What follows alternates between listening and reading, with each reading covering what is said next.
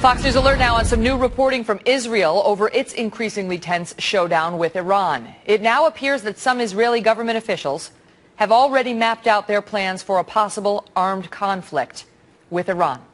Israel's civil defense minister saying in an interview that he sees a month-long conflict on several fronts with several enemies, including not just Iran, but Hezbollah in Lebanon and Palestinian militants in Gaza.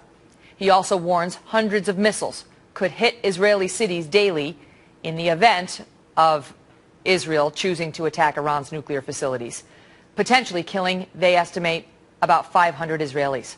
So what do the Israeli citizens think of this? My next guest is Israel parliamentary candidate Ari Abramowitz. He's founder of thelandofisrael.com. That's an English-speaking TV show broadcast from Israel. Ari, welcome back to the program. Yesterday we talked about how they were handing out gas masks to Israelis. Now we get actual estimates that, they say some 500 Israelis are likely to die. The experts we've spoken to in the U.S. Side believe that's a low number. How are the Israeli citizens reacting to all of this? Shalom, Megan. Listen, we're the most peace-loving people on the planet. We love peace. Our word for hello and goodbye is peace. We don't want a war, but what's the alternative? The alternative is waiting for Iran to get a nuclear weapon. And how many millions of Jews in Israel or anyone around the world, how many millions will die? We have to step up to the plate and do what we need to do. We have a historical perspective here in Israel as Jews. 2,400 years ago, we faced a nearly identical situation where there was a Persian leader, which is modern-day Iran, who sought to wipe us out.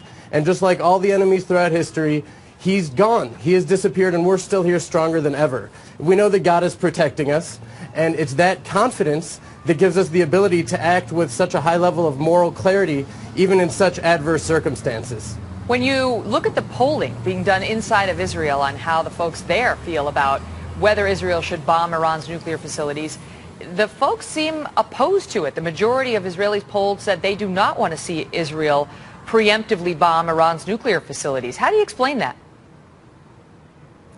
Well, listen, we're afraid, like any other nation, we don't want to go to war. We don't want to battle. However, the government is saying more and more that if we need to, then we need to strike Iran, and that's a real possibility, even if it just delays things for a few years. That few years in the current landscape of the Middle East with the Arab Spring can change the entire game. I think many Israelis are getting the feeling that the U.S. administration is trying to dissuade us from attacking Iran, not because they think that sanctions may work, but because they're afraid that our attack of Iran would jeopardize the campaign of the administration in this upcoming elections. And clearly we're facing issues of our own survival.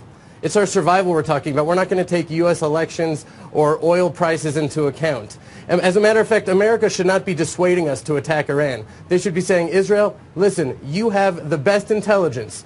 Do what you have to do, and we have your back 100%. It's that America that I know, the America with courage and moral clarity that made the U.S. the country that it is today.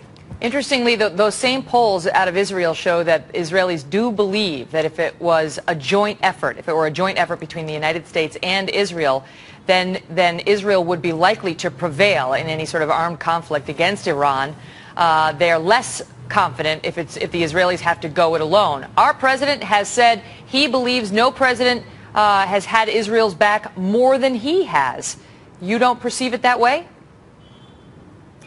I personally don't perceive it that way. I think the majority of the country does not perceive it that way, and his actions throughout his term, I think, testify to that. Listen, nothing short of an all-out international embargo will stop Iran from acquiring nuclear weapons, and it just doesn't look like that's in the cards.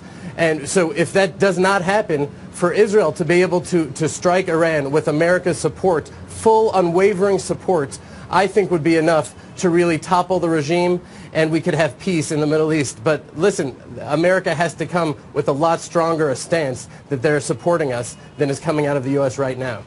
Ari, thank you so much for being here with your insights on it. All the best to you, sir. Thank you. Shalom.